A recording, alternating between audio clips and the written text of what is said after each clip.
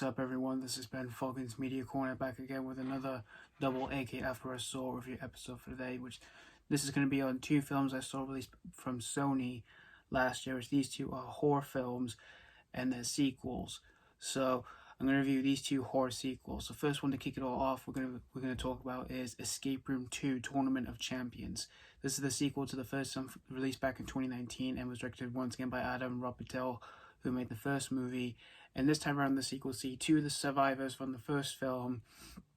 They group up with new cast of characters in this one, and they find themselves challenging themselves in more new dangerous escape rooms they face off in this movie, which one involves a subway train, one involving a bar full of lasers, a beach that has like sinkholes and other deadly traps out there. And we see these group of people, trying to survive these rooms one by one. So that's pretty much the basic plot, really, of Escape Room 2. Now, the first film, I did see the first movie back in cinemas in 2019.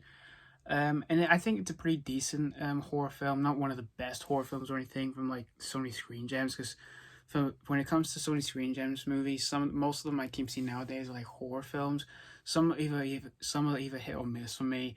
The first film wasn't definitely a miss for me. I just thought it was a decent watch, and I have rewatched it before seeing the sequel. And just basically for that one, it's basically like a PG-13 version of Saw. Even though I prefer watching the Saw movies more than that, but it's not like I hate the first film. It's just a decent watch that I wouldn't watch over and over again. I would just watch it maybe just once in a while. So yeah, and when I heard we were getting a sequel, I didn't know what to expect from the sequel. And when I heard it was called Tournament of Champions, I was thinking maybe it could be a little bit better. And so I didn't see this on opening day because I was feeling unwell at the time. Like I was feeling sick, but I was getting better, and I did watch it after I got better because I had COVID and all that. And so after watching the sequel, this sequel really wasn't that good here, you guys. I wasn't a fan of the sequel. I didn't flat out hate everything about the sequel. I mean, there are some small positives I can definitely say for the sequel, like the rooms in the film, like these whole escape rooms, like that we see in this film, are pretty creative and smart for the most part. Like I said, there's one involving a bar with lasers, one involving a beach and a subway train and all that. Those were kind of creative. That's the only positive I can say for this movie. But really, the problems with the sequel is just really the story that just really wasn't that interesting for the characters, really, because the characters in the sequel just really weren't that interesting whatsoever. Of what they go through in this film, like the new people in the sequel just really weren't that memorable or interesting whatsoever. Even the survivors in the film, I just didn't think that they weren't even that interesting whatsoever. And the acting in this film just wasn't all that great. I kind of found their performances pretty much weak, although they do seem like pretty talented actors in real life. But their talent on screen here for the sequel just couldn't really save this movie, unfortunately. Like, there's one part with one of the characters who doesn't feel physical pain. Like, she gets burned from a fire, and then she doesn't like freak out like she's got burned on her skin or anything. She's like, oh shit. I'm not joking, that's actually in the film.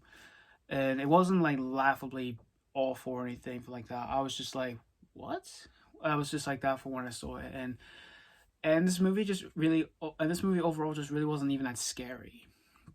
And the first film wasn't even that scary. It was kind of like I think it was just set to be just, sort of an entertaining, thrilling suspense film. But the sequel, however, just wasn't that suspenseful for bringing tension from having the tension being built up to being absolutely scary and all that. I just didn't feel like that for me. I just wasn't even scared out of my skin while I was watching the sequel. And the ending as well, I just really wasn't a fan of the ending of what they were trying to go for, really, because it's trying to set up another entry to the franchise. But who knows what's going to happen with this, what's going to happen in the future if they do want to make another one. So in the end, though, Escape Room 2, it's not a great sequel. It's definitely not one of the worst sequels I've ever seen in my life. And I wouldn't say this is the absolute worst horror sequel I've seen, because I've seen far worse horror sequels out there. But if you are a fan of the first movie, you might have a pretty fun time with this one. But personally, I just didn't have a fun time with this one. Despite having just a little bit of some little praise I can say for this one. Just like I said, the rooms are pretty creative for the most part. Just other than that, though, nothing really could say the sequel overall. I'm going to give Escape Room 2 Tournament of Champions a 2 out of 5. Now let's move on to Don't Breathe 2, which this is the sequel to an awesome hit that was released back in 2016, which I had a really awesome time with it. I didn't see it back when it was released. I did watch it for in preparation for this sequel, and I had a blast with the first film. It was such an awesome, thrilling movie. So now we have a sequel, and it's not from the same guy who made the first movie. This is from a different director, and has Stephen Lang returning in the role as the blind man, who this time around he's like a father figure to this adopted girl who he found and took care of, and lives in an abandoned home. And meanwhile, we see a group of like bad guys. They break into his home, and then they adopt the girl. Since one of the bad guys in the movie is actually the birth father of this kid, and of course, and then we see the blind man has to do everything he can to basically try and save her back from these group of bad guys. So that's pretty much the simple story, really, of Don't Breathe 2. Like I said, I really enjoyed the first Don't Breathe a lot. It's a really awesome horror thriller, one of the better horror thrillers we've had of the last decade, and one of the best ones I've seen in 2016. Although, my favorite horror film of that year is, of course, Train to Busan, which a lot of people suggested me that film, and I have seen it, and I love it. It's just one of the best horror films ever. But nonetheless, though, I still really like the first Don't Breathe a lot. It's a really awesome, thrilling, suspenseful film.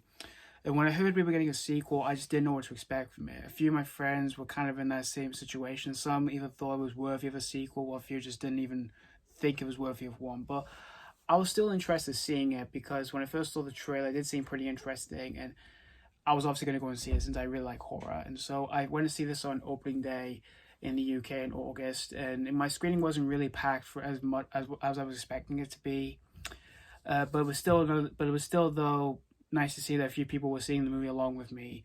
Otherwise, it would have been like a quiet screening for myself with no one else around me and all that. But after seeing the sequel, this sequel was just mediocre. It's not a bad sequel, and again, like I said with Escape Room 2, I don't think it is one of the worst horror sequels I've seen out there, because I've seen far worse horror sequels out there. But the positives I can definitely say for the sequel is of course Stephen Lang. He's still great as the blind man, like he was in the first movie. You know, he was terrifying the net like he was in the first. But yeah, he's great in the movie, and the kills in the film are pretty creative for the most part. Of course, they are pretty violent and gruesome and all that. They are pretty creative and pretty entertaining for the most part. That's just the positives done. But let's just get to the problems what I did have with the sequel. The negative aspects I could definitely say for the sequel are its story. Well, I kind of appreciate for the story for what it was trying to go for, because for the blind man, you know, back in the first film, he's just this blind man who just wants to get rid of these crooks who've just broken into his home and all that. Well, in this one, he's played like as a hero character in this one, with him, you know, trying to save this girl who isn't really his daughter and all that, because he's a foster father and all that. There are parts of his aspects I kind of found were pretty ridiculous and all that. It's mainly due to the portrayal of the bad guys in the film, which is these thugs and all that who run their own like abandoned home with involving drugs and stuff and that kind of stuff. I kind of found the villains in this film just too cartoony and just absolutely silly in this one.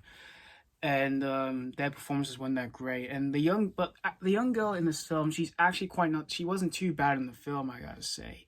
She wasn't too bad for the most part. I forgot to say about that. But it's just the portrayal of the bad guys in the sequel just really wasn't even that good. And the direction as well, since this is not by the same guy who made the first movie, it's from a different director. I kind of found the direction a bit sloppy, really, for some suspenseful moments, which I kind of found... I didn't think they were that suspenseful, really, to myself, because it wasn't like how the edge of my seat gripped my seat of like what's going to happen with the blind man, of like what's going to happen with him and all that, with these bad guys on his track and all that kind of stuff. I just didn't feel that shocked out of my seat while I was watching it. And the ending as well, I wasn't a fan of the ending of how it ended off. It kind of reminded me of Logan. I'm not going to say I won't say what happened in that film if you haven't seen it. It just kind of reminded me of that, though. But in the end, though, Don't Breathe 2, it was just a mediocre sequel. Again, it's not a terrible sequel. It's definitely not a worse sequel I've ever seen in my life. Because I've seen far worse sequels than this. Like I said, there are some small positives I can definitely say for, Stephen Lang is still great as the blind man, and some pretty fun, creative, and entertaining bloody kills in the sequel. But other than that, though, the sequel just really wasn't that great. Definitely not a terrible experience I've had of all years. But if you were a fan of the first film, you might enjoy this one. But if you're a fan of bloody kills and all that, for these kind of horror films, you might enjoy this one. Personally, like I said, it was just an okay watch for myself. I'm going to give Don't Breathe 2.5 out of 5. If I'd have to pick any of these sequels, these two I've just talked to you guys about, I would go for Don't Breathe 2, because there was some pretty entertaining kills in that one. Even though having just a weak story and stuff like that, I would just honestly watch that film a lot more than Escape Room 2, because that one was just really a forgettable movie for myself, really. But again, it's not a terrible. It's just that I wouldn't say it's one of the worst sequels I've ever seen in my life. Because again, I've seen far worse sequels on this planet. But thank you guys so much for watching my double AK After I Saw review on both Escape Room 2 and Don't Breathe 2. Let me know what you think of these sequels. If you have seen any of these, did you had a really good time with these sequels, or were you disappointed with these sequels? So thank you guys so much for watching. Stay tuned for more reviews, and as always, this has been Foggins Media Corner signing off.